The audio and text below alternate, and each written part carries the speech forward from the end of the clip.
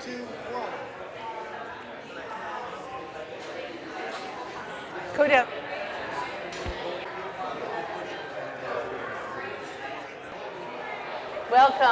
Welcome everybody. First of all, I want to thank you for joining us today at the River Road Recreation Center and on the occupied territory of the Kalapuya people. The indigenous people have stewarded this land for generations, and we are here now, and it's our responsibility to add to that effort with resilience. So the question for today is, can we take up that responsibility? Our intention, first of all, this event has been pulled together by the River Road Community Organization, and that's the table. If you live in this neighborhood and you don't get our e-newsletter, you can by signing up on the sign-up list over there. We also got a neighborhood matching grant from the city of Eugene, and the rec center has contributed use of the building. So that's just an indication of what kind of great support we have in this community. Our intention for today, for this event, is to celebrate all of the inspiring projects and hard work that are already on the ground in our community, and also to imagine new possibilities. Okay? A key component of resilience is our interconnectedness, our relationships. So what we're doing is inviting you to bring your enthusiasm, to bring your gifts, and have conversations with other people to see what might emerge from collaboration to build a stronger community. Okay? So we're hoping that you make new friends and you have lots of good conversations. We have set up several forums for these conversations. In addition to the tables here where you can sit and talk with people, we have these smaller tables in the front that are designed for small table conversations. Throughout the day, there'll be different topics. If you're interested in that topic, sit down and talk to whoever's sitting there. If your topic isn't there, you can make that happen for yourself. This is all about self-facilitation today. Okay. Then, as you know, we have some breakout sessions down the hall. One whole room is set aside for the River Road Santa Clara Community Planning Project, which is a collaborative planning project with the city and the county. Thank you. And you're welcome to drop in there and talk with people who are involved in that. They have lots of cool maps and things to talk about having to do with economic development, transportation, land use, parks and recreation, and what have you.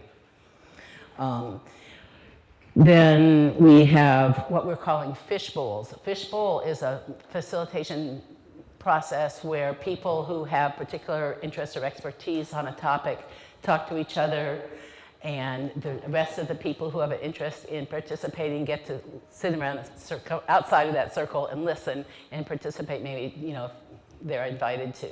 But that's a way to have a focused conversation. We have 3 of those scheduled. One of them is on food systems, one of them is on cooperative housing, and one of them is on climate change. So you will see all these kinds of things on the festival schedule posted in the hall and in the front lobby, and there are some of these kind of sheets floating around too. At the top of every hour, we're going to have a 15-minute talk from various folks. And those will be at 11. Jan will come and talk about the green and resilient efforts and his inspiration for doing the organizing work, where he's been the main thought leader and action activist to put this together. So we can appreciate Jan for that. I don't know if he's around still. And yeah. So then at noon, Terry McDonald from St. Vincent de Paul will come and talk about how his organization reinvests in the community. You know, we all know you can buy your clothes there, but they do a whole lot more than that, including building affordable housing and recycling. Then at 1 o'clock, Charlie Tilt and Kate are going to be talking about food system. Charlie Tilt is associated with Hummingbird Warehouse, so we'll learn about food system ideas.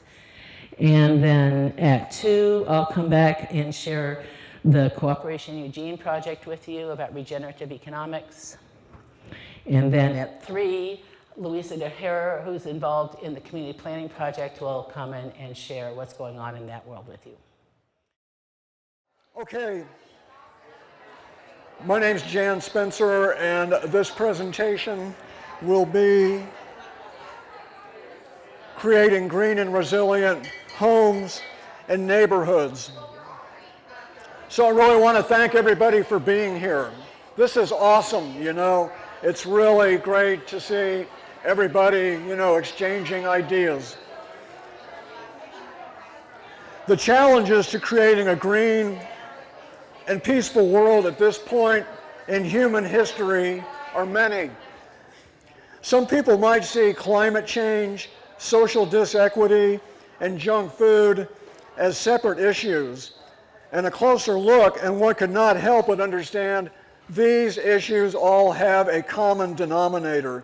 And the common denominator is an economic system that's hardwired to value its own growth and privilege over public health and planet health. That's what we live in. But it's important to know that if we continue to buy their products, we can only expect more of the same. We need something of a selective boycott of this economic system. So here are some diverse thought products. I kind of came up with a term. Yes, I came up with a term, thought product. Anybody heard that before, thought product? The thought products are the wisdom of the world's great spiritual traditions, planning goals by the state of Oregon and the city of Eugene, and the idea of One Earth lifestyle. These come together in a very interesting way. So I'll explain. First is One Earth lifestyle. A One Earth lifestyle is a way of living at a personal level that everybody on planet Earth, 8 billion people, could enjoy that kind of a lifestyle. Sort of an equity kind of a lifestyle. And you can actually go online and do a calculation of your lifestyle. You get some questions asked, and at the end, it'll tell you how many planet Earths, or if you're exceptional, what fraction of a planet Earth would be needed for everybody on planet Earth to live like that. That's at the footprint calculator. You can find this online. Very interesting. So the estimate is that the average American needs about 4 planet Earths to take care of their needs as they are known. That's average Americans.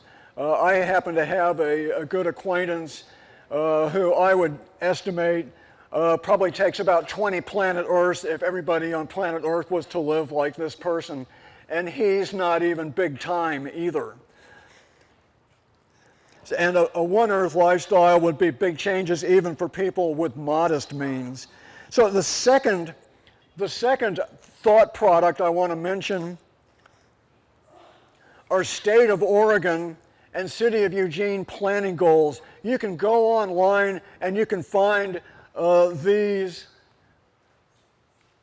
You can go online and find these quotes right here. Maximize the conservation of all forms of energy based upon solid, sound economic principles. Has anybody ever seen that? I don't think that exists right now in our society. Our transportation system is environmentally responsible. Who came up with that? You know, do we have an environmentally responsible transportation system that is built totally for automobiles? It's not sound economics, it's not sound environmentally. And this from the Eugene Climate Action Plan: prepare health and social systems for a different future You can go online on the City of Eugene website and you can read this stuff. It's really important to understand that the authorities actually acknowledge that we've got some serious challenges and they need to be accountable, you know, to behave in a way that reflects these kinds of goals. And of course, you can't go more than a day without reading in the paper, you know, some new discovery about climate change and things are melting a lot faster than we thought. So, what would it be like if we had a society that its founding principles was the wisdom of the world's great spiritual traditions? I'm not saying the religions themselves, the great spiritual traditions all through history. And if you look at all the great spiritual traditions through history and geography as well, they have a lot in common, actually.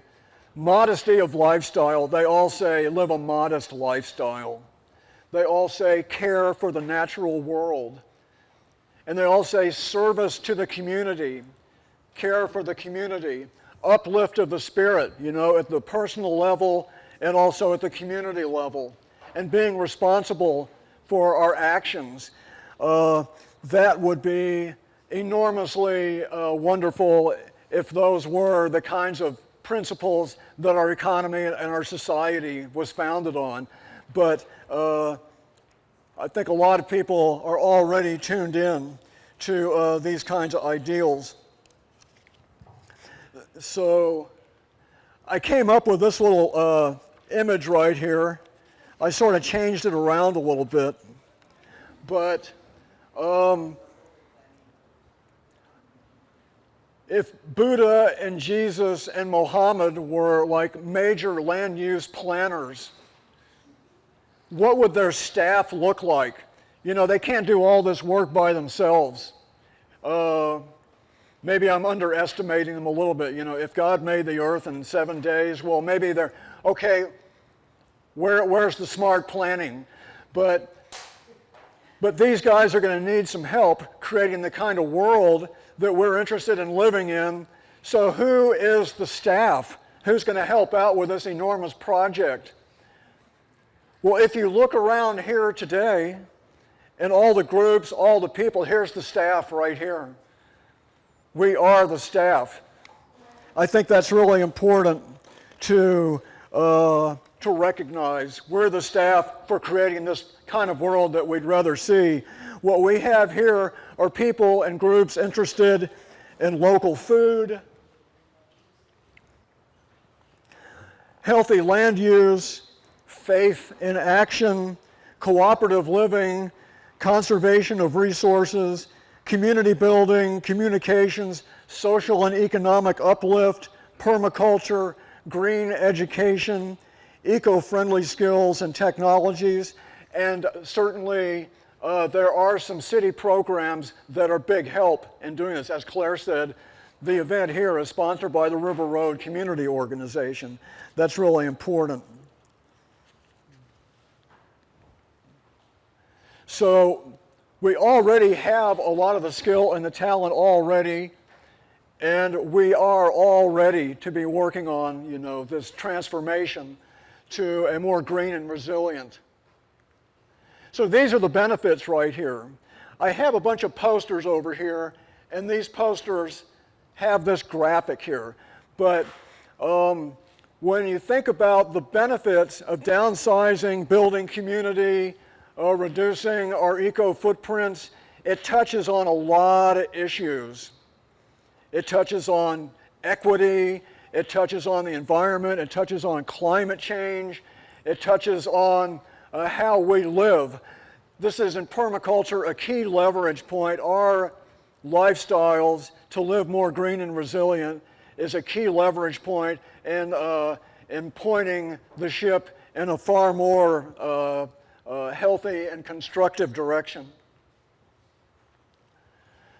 So I want to show just a few pictures. I'm going to do a little bit of a promotion for the site tours that we're going to be having. We're going to be having, starting next week, we're going to have a site tour a site tour on every Saturday somewhere in Eugene. That information's here. It's online also. This will be the site tour for next Saturday here in River Road.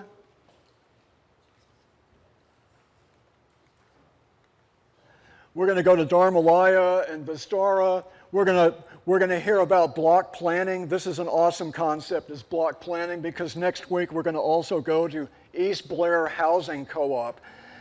These places we're going to visit are a preview of a preferred future. East Blair, another on the 7th, Maitreya Eco Village. We'll visit Duma Co-op and Amazon. We'll go to Common Ground Garden and Friendly. There are awesome locations scattered all around Eugene, and we want to show and tell what some of these ideas are like in real life. People are actually working on this. We'll go visit the Neighborhood Assembly of God, Farm Garden, and Outreach Project in Santa Clara. This is what is inspirational faith communities or churches working on this project. And the River Road Greenway.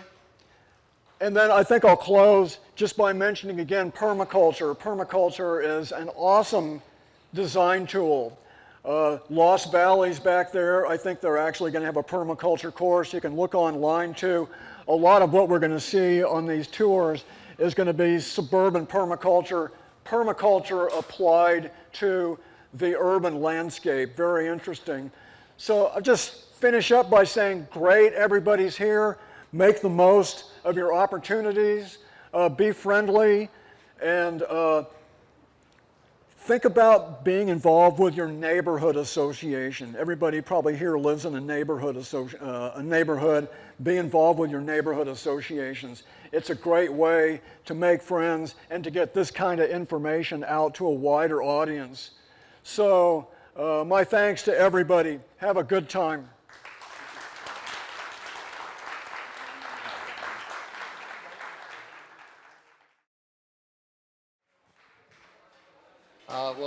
Thank you. Last week, or 2 weeks ago, I was at a national meeting of the Chamber of Commerce in Washington, D.C., and the whole subject that they had is an unusual one for the Chamber of Commerce. You know, you don't generally think of the Chamber of Commerce as being interested in resiliency, but the conference that they had was all about circular economy and resiliency. So the business sector is really starting to understand the need for more resiliency in our programs across the board. They're also very much interested in resource recovery. And so St. Vincent de Paul has been dealing with transfer sites and dumps for years, and we always look at it as a resource. And now we're starting to see nationally major corporations starting to look at it the same way as we are. So there's a shift going on toward that resiliency that we want across the board. There's also a shift going on in resiliency in the state of Oregon. In our housing developments. So as a result of the need to be more prepared for climate change and change in basically almost everything in this area, the Oregon Housing Community Services is requiring more resiliency in all of its new housing projects. So the projects that we're putting together out on River Road here, off of Howard and River Road, and there's some flyers back there. I think Kristen and Bethany can wave and say where those are. The community center on that one is going to be a fully resilient building, meaning it has its own generator, its own water source, its own power sources, both photovoltaic and other, so that it will be there as a community asset if there were some kind of a disaster that we had in this community.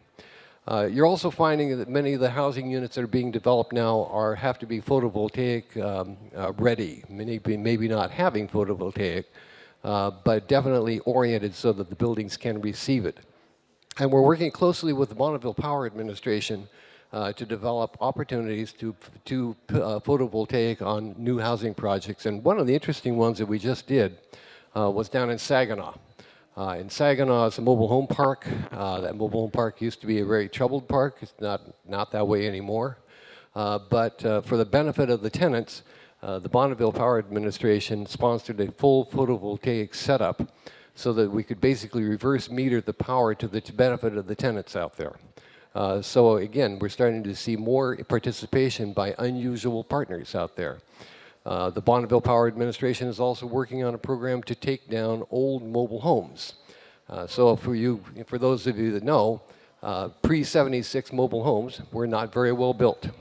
And as a result of that, they're well past their usable lives.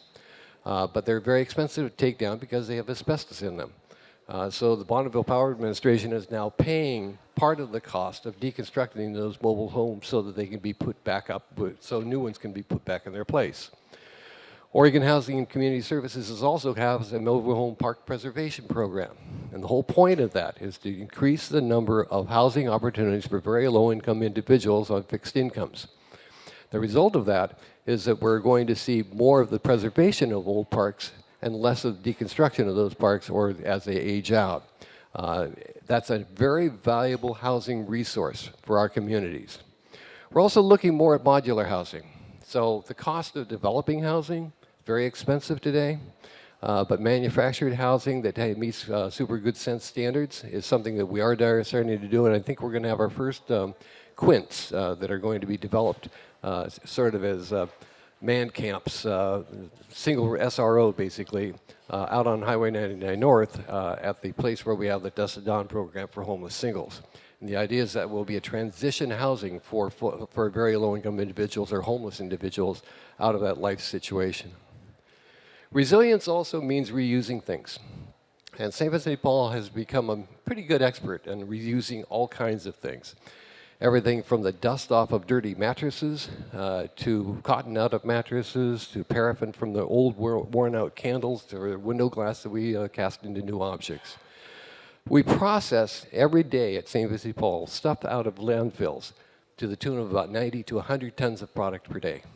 90 to 100 tons of product per day of stuff that would have ended up in the landfill.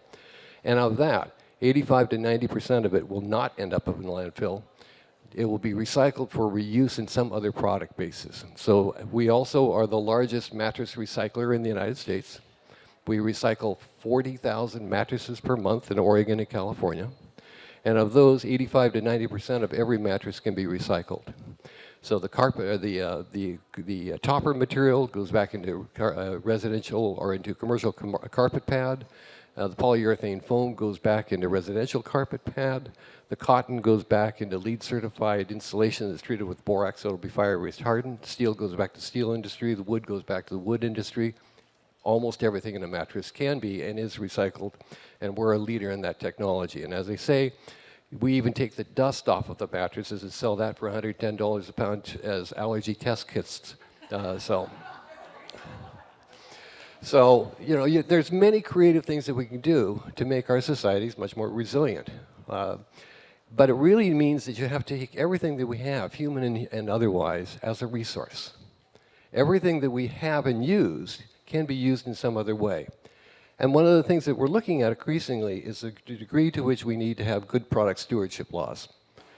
Product stewardship laws basically are the ones that says if you make something, it has to be recycled. It has to have some way to find itself into another life. Because that is really resilience. If we can stop just taking and taking and taking and find to repurpose or reuse, then we'll have much more resilience in our society and in our economy. So it's not dependent upon constantly extracting new resources out. So I still have a few more minutes, so I guess that means you're going to have to suffer with me a little longer. And that is that we believe also that there are many different ways of approaching this problem. And one of them is partnerships with industry. So much of what we see out there is that industry does not think of itself in terms of recycling or reclaiming product. And yet so much of the stuff out there that they manufacture often ends up in a landfill. So we're working with one company out of Princeton, New Jersey, that has warehouses that distribute new products for their supply chain. And they were throwing away product that was either returned to them or damaged in some sort, and it was costing them $40,000 a month to throw it away. That material is being diverted to us, and we're finding ways to repurpose it. One of the ways to repurpose it is to work with area high schools in their shop classes to go ahead and manufacture the broken or the oddball pieces that were not complete in that unit and get it back into the marketplace. Otherwise, it would have been in the landfill. But the idea of working with young people to create vocational programs so that they will be able to find a job and opportunity afterwards and earn money while they're in school is one of those kind of older ideas, the kind of apprenticeship programs that we would like to see more. And it's especially important since you can also do that in rural communities. So we're working primarily with Oak Ridge and the Bethel school districts to work on those type of projects. Because there's no reason why we shouldn't be able to take advantage of ways of helping kids in an unusual manner. Likewise, it's very important for us to find ways to keep materials that could have been going into high schools and schools out of the landfill. So we work with Pottery Barn nationwide to take back their backpacks that are not perfect, and we distribute those to low-income families throughout this region and in Northern California and in El Salvador. And it's a way of getting a new product that was slightly irregular back out in the marketplace. And how many of them are there? Well, about 250,000 a year. Those would have gone in the landfill. Wells Fargo Bank just gave up their, decided that they no longer needed bank pouches, the really heavy canvas pouches that they used to carry money around in. And they're trying to figure out a way to recycle those nationwide. They contracted with us, and we're repurposing those bags, and we're getting about 10,000 a month and finding another way to use them. You just have to be creative, you have to find different solutions, and you have to treat everything out there as a resource. I could embarrass my staff at this point and say there's a way to also deal with things like struvite coming out of other places, but I'll leave that as a teaser for Kristen to explain later if she wants to hang around for a little while. Anyhow, the point is that we can find ways to solve these problems locally. There's ways that we can add better value to people's lives by jobs and employment and training. And we can also create this resilience that we need in terms of our housing and commercial buildings in a way that if there's a disaster or if there is a real problem, we can actually deal with that problem locally. Thank you.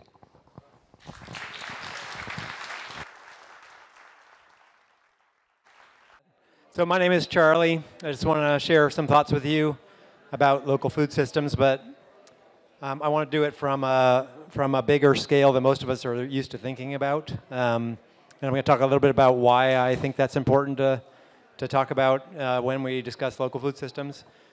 What Jan didn't say is that the word community is in my definition of a local food system, and I wanted to point out this is the definition that UC Davis is using for a local food system. And I think it's really valuable to recognize that it's not just a bunch of parts toward getting us food on the table that we recognize, but also us working together. So if you just pay attention to the definition that I have here, a collaborative network. A sustainable community food system is a collaborative network. And it has a bunch of parts that aren't just the outcome of the food on our table, but also are the support mechanisms by which that system accomplishes the job. Production, processing, distribution, consumption, waste management are all, in my mind, essential parts. That you can't have a functioning food system without all of those systems being integrated.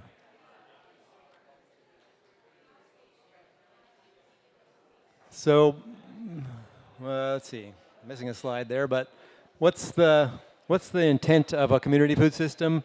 It's having farmers, consumers, and communities partner in creating a more resilient ability to offer what we enjoy every day on our plate. And one of the most important aspects is that they increase the residential participation. And I'm going to talk about that, from a macro scale, how we go about increasing our own personal ability to impact the opportunity to have a functioning local community food system. So what are the necessary components for a food system to function? You have to have people working the land. You have to have agriculture. And I like that there's a term, culture is in agriculture. It's family farms that are doing practices that are suitable for their region and for the area in which they are functioning. That we have to communicate what we're doing. It can't just be people out there. I know there's plenty of people who like to grow food but don't know how to sell it or don't know how to communicate that they have value on their farms. And that's a whole additional effort required by an individual that's often working far more than they practically should to try and communicate, well, how is this going to be valuable to you? What role do I have in the community? So I think that's an important part of it as well. Just having people have access to food which is nutritionally valuable so that they can think well, that all the members of our community can't contribute if they're not eating properly or not eating vital, nutrient-rich food from soils that are healthy. Having businesses that function around food that are part of the community and that the people running them have the capacity and the skills to do that properly. That the people who do farm work have a suitable lifestyle with the kinds of opportunities for income and safety and well-being that we would take for granted here in an urban environment. And having policies, both land use policies and health policies that support the ability of small or mid-sized producers and agricultural workers to actually be able to sell into the marketplace or participate in the marketplace. So I wanted to talk about the macro scale. I mean, I think about local food systems as producing vegetables in my backyard. However, as a business, and Hummingbird is in the business of selling all of the things you'd find in a bulk food section of a natural health food store, there's a problem with the backyard ideology when it comes to the volume of food that we collectively eat and the number of people that are living in the region. So I threw some basic figures up there just to kind of give us an idea of scale. Each of us eats about 5.5 pounds a day, if we just to take it on a very basic level. And that's almost a ton a year. So you can imagine a ton-sized pile that each of us consume each year. And maybe we live, 90 years, and that's a lot of food that we each consumed. However, there's also a bunch of other people in the state that are also interested in eating their ton of food a year, and that translates into an awful lot, 7.92 billion pounds of food. That's annually. So in talking to Food for Lane County, does anybody have any idea of how much food there is, how many days worth of food there is here in Eugene? If the I-5 corridor was to stop transporting food, how many days would we have food for? So I have 3 and 4. So I have heard 3 to 5. So in 3 to 5 days, and I have a warehouse full of millions of pounds of food, that would be gone. Glory Bees, Coconut Bliss, all the markets and stores here in town with their normal shelf, all gone. 3 to 5 days. If the I-5 corridor is no longer importing food into the region, right? That's food insecurity. And yet most of us are not thinking that when we go to the stores. Shelves are always full. Any time of the day I go to a store. I happen to have lived in Africa, and I go into a store and there's nothing in there except for some number 10 cans of some tomatoes, stewed tomatoes, right? And so you're happy to have something. So our collective ability to sort of imagine a possibility where we don't have food is compromised by the fact that none of us have ever had that experience as long as there's money in your pocket. So having a lack of money in your pocket it doesn't really matter what's on the shelf, but just not having anything on the shelf at all is not something that we normally would consider as a possibility. 3 to 5 days later, the tsunami occurs, there's 6 months worth of transportation corridor impact, and we have food insecurity. But that's a lot of food, right? That's hard to imagine growing that in our backyards. It's actually probably not possible with the density of population in Eugene for us to accomplish the feeding of ourselves through that method. So I think of local food as it's not from China, right? I mean, unfortunately, in the organic food industry, when Julie and I first started 15 years ago, almost all of the commodities that you consider the split peas, grains, beans, seeds, all of those basic commodities were being imported from China. A local food system looked like grown in the U.S., much less grown in the Willamette Valley. And so Hummingbird's been working on that problem because we have a vested interest in doing so, and I like to be able to go meet the person who's growing the food. That's an important part of the community aspect of a local food system, is knowing who's doing it, who grew your food that you ate for breakfast. It enhances your life to know that answer. So I just want to talk a little bit about this this graph here is small producers, which would be that, the local farmer who's able to produce on 5 acres of produce, a fair amount of really good, high quality food for us to consume. And they basically sell directly to the people who would buy it through the farmer's market or other direct sale opportunities, CSAs, for example. And they can sell locally, and they're very diversified, typically, in order to be able to provide enough money. Kate's going to talk about that, I'm sure, in her talk. But I wanted to point out there's this center section here that's called Agricultural of the Middle. This was a graph done by EcoTrust up in Portland, talking about where are the gaps in our food system. And I think this is a really important place to focus as a consumer on supporting, because they can address the volume challenge of local food systems, but they also have the qualities of care and value around land management and interaction with our communities that help us obtain some of the best opportunities of a local food system. So that agricultural of the middle is where Hummingbird focuses on farmers growing in Idaho, Washington, California, and Oregon, who have typically between 1,500 to 10,000 acres to operate on. How many acres can a single person grow food on with using modern mechanical machinery? How many acres can one person conceivably plant, grow, and cultivate, harvest from? Anybody have an idea? 5 acres, did I hear? Much higher than that. Using machinery. Nope, not 40, much higher. 3,000. 3,000 acres. One person can plant, cultivate, and grow food on 3,000 acres, right? The mechanical efficiency is overwhelming in those, and that's why we have cheap bread. That's why we have 50 cent a pound wheat on the commodity market, is because one person has that leverage with fossil fuels to have the capacity to grow for these millions and millions of pounds of food that we need to generate every year. So we need to appreciate those people as well as the people in our local area, both growing in backyards and 5 to 10 acre vegetable organizations. So that's the focus that Hummingbird is focusing on, is trying to get those folks back in the business.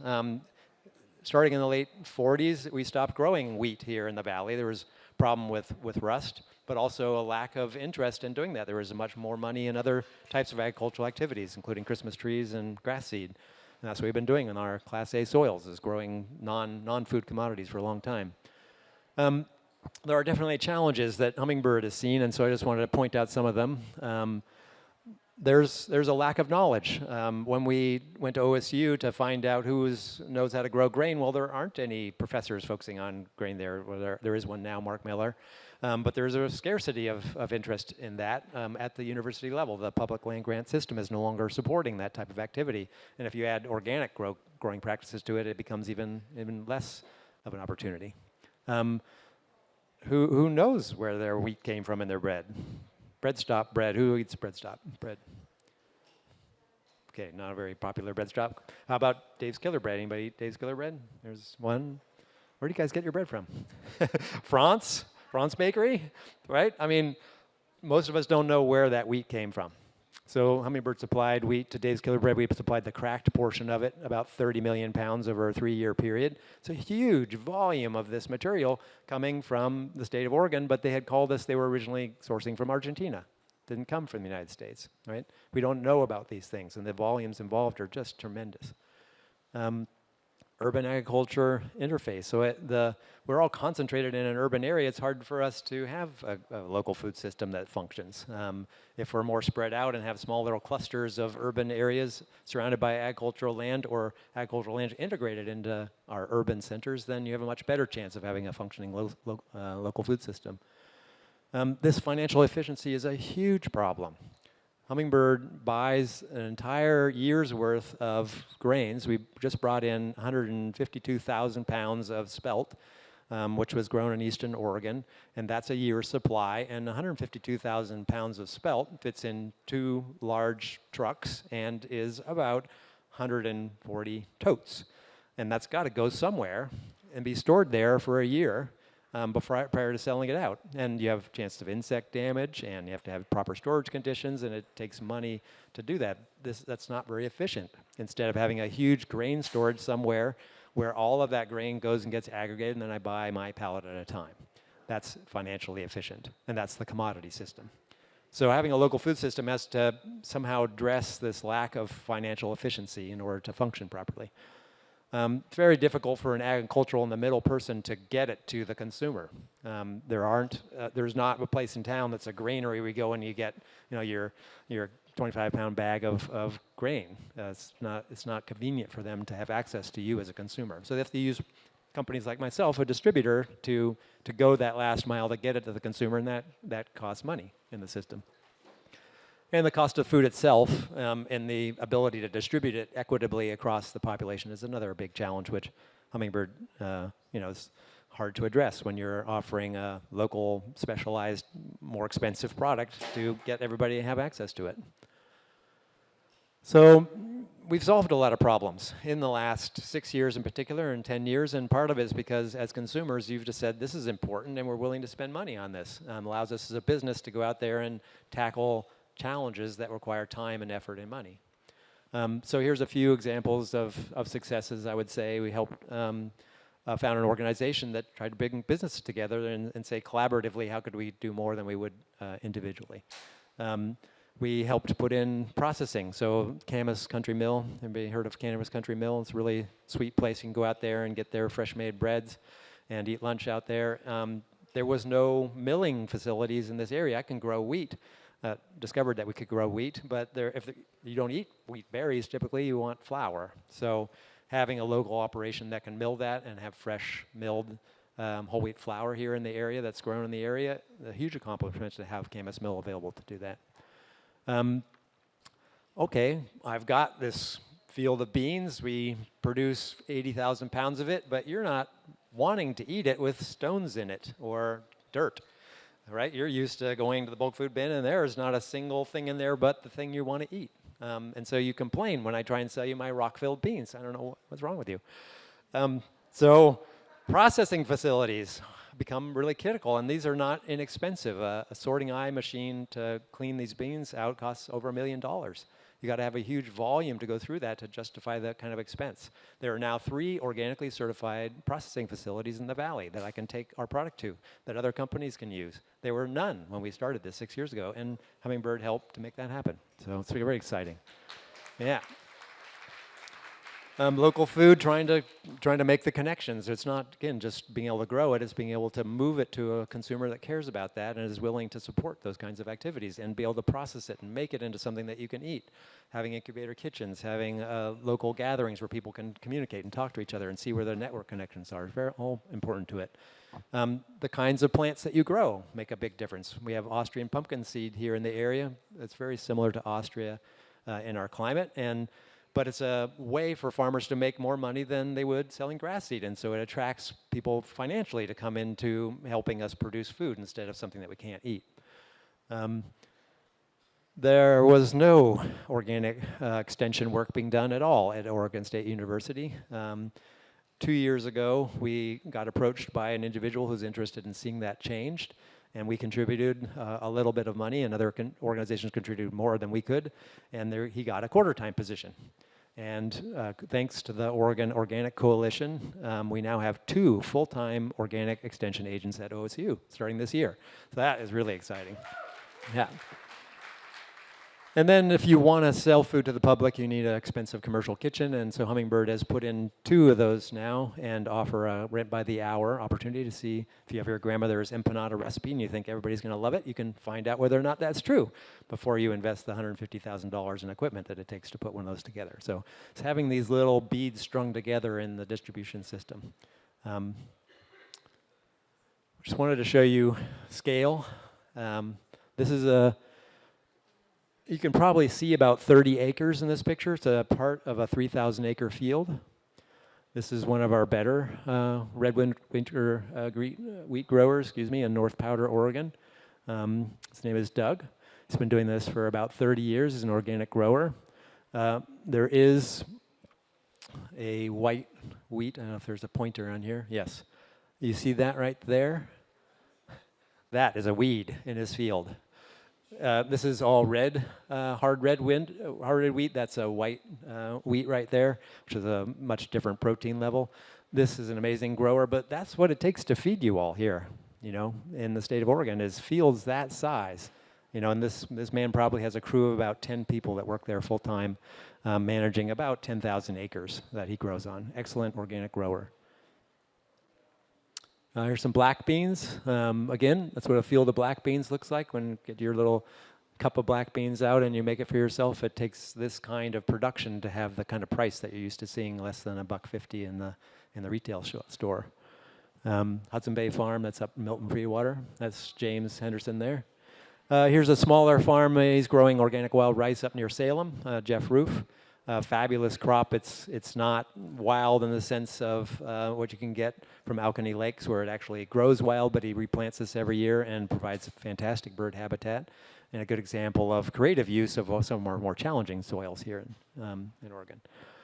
So, and this is the hulless spelt that I was just talking to you about. We have, over a 10-year period of time, developed a hulless spelt, which doesn't have the outer covering, does not require extra processing, and so we can bring the price of spelt down, which is an older form of wheat and more easily digestible, to the same price as wheat.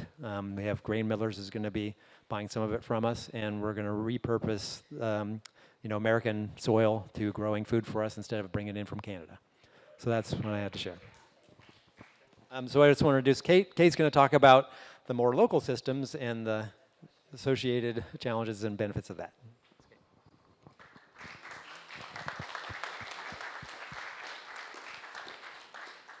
Thanks, Charlie. Boy, that sure puts it all in perspective, doesn't it, for everybody? So I'm Kate Purley. I live in Santa Clara, and I'm what in Charlie's list would be a micro farmer out there. And my partner, Kevin Jones, and I have been farming land on the urban growth boundary for the last 23 years. And we started out as a community-supported agriculture farm and grew food for about 140 families in and around Eugene, and were the first bicycle-delivered CSA in the USA. And we figured we delivered approximately 15 tons of produce annually by bike from Santa Clara to drop spots in Eugene. And we organized ourselves around biodynamic principles, and that is looking at a farm organism as a circular system where all of your inputs for the farm are created on the farm, and that includes our fertility. So it requires animal agriculture as well as plant and human agriculture. And there's that circle of fertility that the animals are, their manures collected daily and made into compost and used to feed the fields and to grow the food. I mean, it looks nothing like the 1,000 acres of wheat that we just saw. It's maybe 2 acres in cultivation and greenhouses, and then orchards as well. So our business has shrunk considerably over time as we've gotten older, and we now operate primarily as a stand out at our farm. And the thinking behind that for us is that there's 21,000 residents in Santa Clara. If we can't get the people who live right next door to a farm to go ahead and support that farm, then there's something fundamentally wrong with our agricultural system and the culture part of agriculture instead of the business part of agribusiness. And so that's been how we've sort of organized what we do, is about putting culture back in agriculture. So this is our business at this point is called Small is Beautiful, and we are very small compared to even some of our larger growers here in the Eugene area. We repurpose things like car hoods to make signs and have a strong interest in a great level of diversity. So not only do we grow all the different food crops, fresh vegetable crops, we also have walnuts and filberts. We grow many annual grains.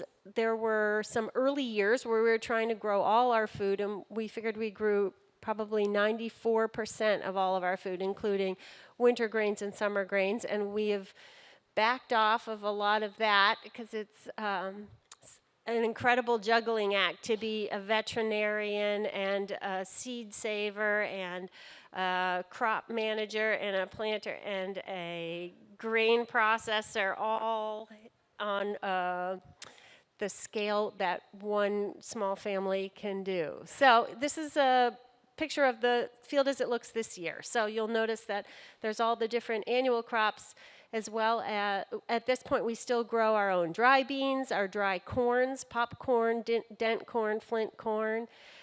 We grow grains for ourselves and for our animals, as well as a lot of winter crops. So onions, carrots, Brussels sprouts here in this picture.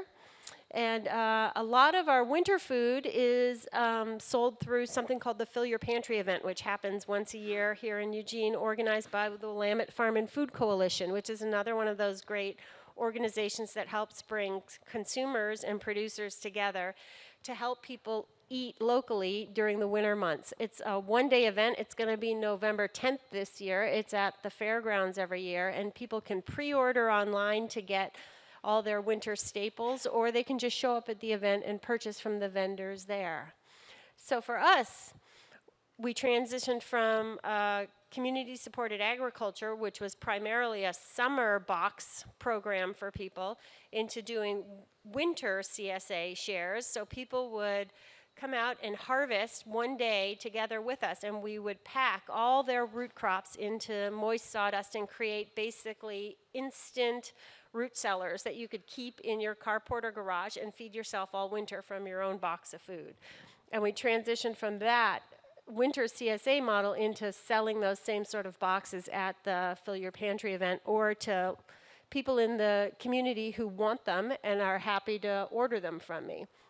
So here's a picture of two kinds of dry beans, each on a side of a crop of flax down the middle. So I grow 3 different kinds of dry beans that we save and eat ourselves. And the flax I grow primarily to augment our chickens' food. So I do use some of it, but not nearly as much as I grow. And this is a picture of the pastures and the cows in the background, and Kevin moving fence through there. And for our purposes, we hay the entire piece of property in the spring. We put that hay up for the cows for the winter, and then we start their rotational grazing. That they move every single day to another new piece all the way around the farm. And the cycle around the farm takes them approximately 1 month. The idea being that if you move your animals every day and they're not forced to eat where they defecate, they don't have parasites, and you never have to treat them with worming medications at all. And in the center, that green spot is what we call cow scythables, and I'll talk about that in a minute. And as I mentioned, one of the big pieces about our farm that I think makes it unique is that we provide our own fertility. There's a great many number of organic farms that are doing a huge service to our community and providing food, but they're importing all their fertility from someplace else.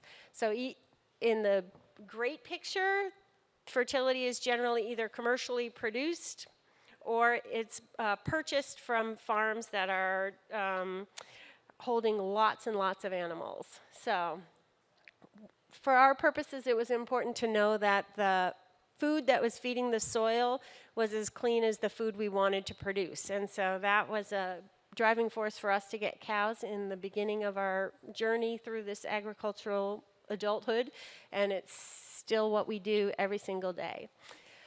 The other part about small-scale agriculture that I really enjoy engaging in is soil care. And part of soil care is not just harvesting what we can in the summer, but caring for the soil during the winter.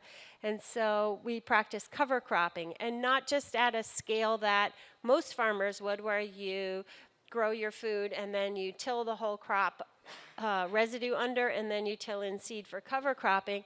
If you're interested in carbon sequestration and minimal soil disturbance, what we've come to practice is what we call undersowing. So as our crops, so on the left you can see that's the base of some popcorn crop. And as the popping corn became knee-high for its own growth, I began to hoe in cover crop seed while I'm hoeing out the weeds. And then the next time I water, the cover crop seed has gone ahead and germinated. And over the course of the season, as the corn is harvested and dies back, the cover crop's already fully established and ready to go for the winter. So there isn't any other mechanical soil disturbance, and that's a small picture of what a large-scale carbon sequestration program could start to consider. And the savings we could make in carbon sequestration in the entire agricultural industry could make a significant difference in the carbon footprint of agriculture for our country.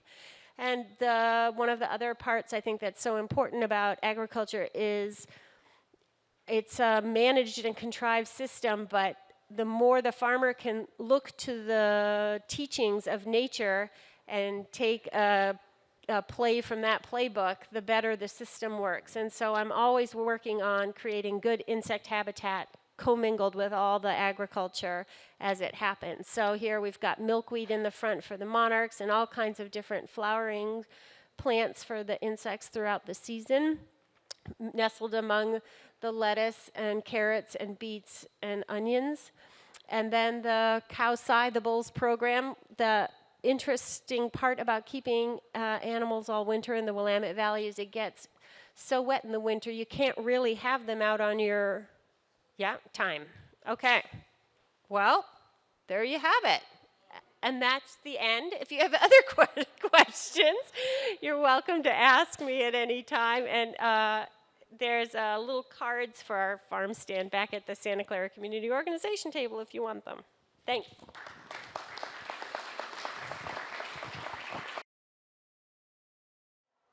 My name is Claire Strawn, and I worked with Jan to make this event happen.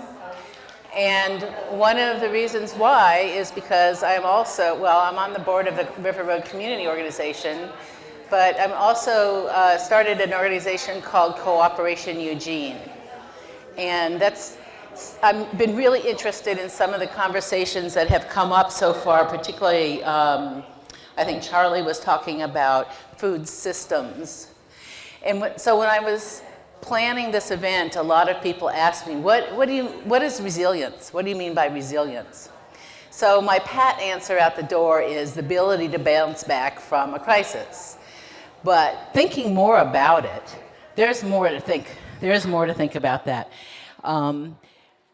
A step above bouncing back is the ability to transform and to adapt and change the environment. So adaptability takes it up a notch from just resilience, right? And that's really what we're called to do at this time. I'm noticing, a lot of people here are investing in projects that help with personal survival in crisis, when the crisis comes down, which is like now. Gardens, food systems, off-the-grid power, building skills for survival, worst-case scenarios. So all of these are components of a new community systems based on permacultural principles, care for the earth, care for people, and fair share. But one of the things that Charlie talked about just now is how important it is, how do we scale up? How do we move from front yard gardens to systems that can actually feed people if Fred Meyer can't?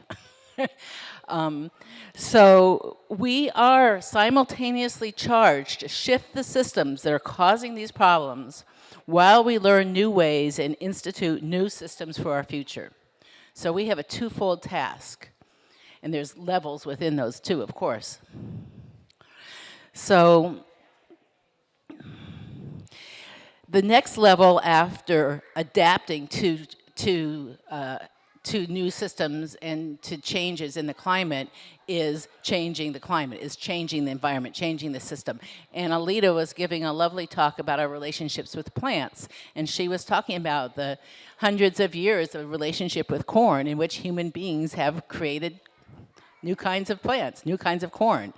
So what is our job right now to create a new kind of system that we can actually thrive in? That's what Cooperation Eugene is about. There is a national and actually an international movement of communities that are developing local economies based on cooperation and based on meeting basic needs close to home.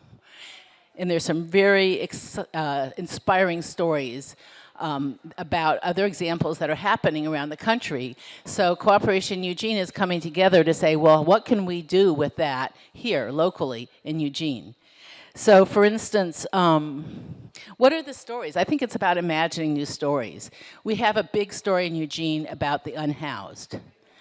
What is the story that we tell ourselves, that we tell each other about why there are homeless people? Are we telling any kind of story about the fact that some out-of-state speculator to come in and buy up the property without any regard to the needs of the community? Are we telling that story? Are we telling the story about wealth being built off of extracting timber? Are we telling the story about people's alienating workplaces that don't get paid enough to actually afford rent? Because those are the underlying stories. So an alternate story that we can start to cultivate is an example from Oakland, California, which is working class black community, and they started the East Bay Permanent Real Estate Cooperative. And here's an idea. They crowdsourced $1.5 million from a working class black community to buy a strip mall, basically, and institute cooperative, as a community land trust, cooperative management of that with housing and offices and support, for small businesses and nonprofits. Wow, what if we did that? We didn't have it together here to do that with the Goodwill building that's over there on River Road. And I look around and I keep seeing these really cool opportunities that we don't have the capacity to pick up on. So my desire is to create the capacity that allows us to be proactive, to tell a different story. Another story down the road, right on the river, beautiful property. It was designated for low-income housing, but that agency sold it out to the Echo Apartments developer that's going to build ugly, unsustainable buildings that cost too much. What if we had the capacity to buy that property before the speculator did and create whatever it was the community decided was the best use for that space? Let's build that capacity. That's what we're about. So there's several principles behind that, and one is to keep the wealth in the community. What about all of the retirement accounts and the backup accounts that big, like U of O has in their coffers, and they put it into global finance? What if we had a community development financial institution where we could put our savings and our retirement money into that, and that money would be reinvested in paying young people to have a compost co-op, or whatever it is that would benefit the community. That's the kind of systems development, institutions, and economic shifts that I feel like we need to be thinking about, figuring out how to do that. A lot of times we go like, oh, economy, that's too big, I don't want to think about that. That's a scary topic, I flunked it in school. Let's write a new story. We have the skills, we have the power to do that. Another thing that happens in some countries, communities, and a lot of these are communities, African-American-led initiatives in poor communities, okay? In Boston, there's the Ujima Fund, which people contribute money to, and they have this big event, a couple hundred people come out, people make pledges, and then people who come out vote on what small businesses or cooperatives or nonprofit initiatives they want to support that's going to build the commons of the community. We can do that, There are this very big project in Jackson, Mississippi. It's called Cooperation Jackson. Google it. They are basically taking over a whole part of the city and saying, you can't justify this. This belongs to the black community. They're building cultural centers, cooperatives, skill training, urban farm to kitchen businesses, and basically own it. They call it Wakanda, okay? So we can do that. You know, we can do that. And then another thing that you see everywhere, and we've been hearing a lot about this here, is urban farming. You know, Charlie was talking about, there was a lot of the CSAs in small-scale farming, and that's really where it's going to be at. That's what's sustainable. But how do we work together? How do we cooperate to be able to scale that up so that we can actually make a dent in our needs for local sustainability? And it really boils down to cooperation. It really boils down to relationships and networks. And that's what Cooperation Eugene is about. So we're a new organization, and we are just now launching the Lane Service Sharing Network, which is a time bank. And the purpose of starting with that project is that that builds relationships between different sectors of the community.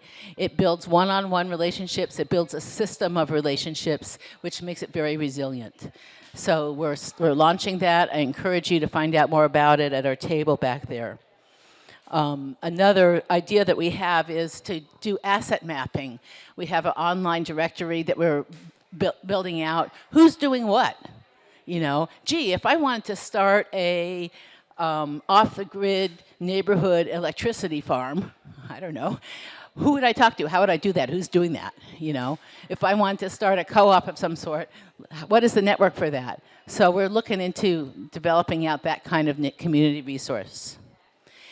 And then this involves a lot of learning of how to lead things, how to work together, how to cooperate, new models for businesses, and understanding more deeply the economics that we didn't learn in school.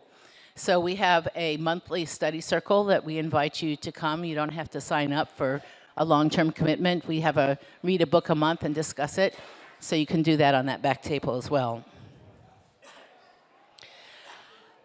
Anyway, Cooperation Eugene is really excited to put Eugene on the map of the national network of local community organizing economies. Because we have a Eugene bubble we talk about sometimes, but we're not isolated. We're part of a larger community, a larger movement that's national and international.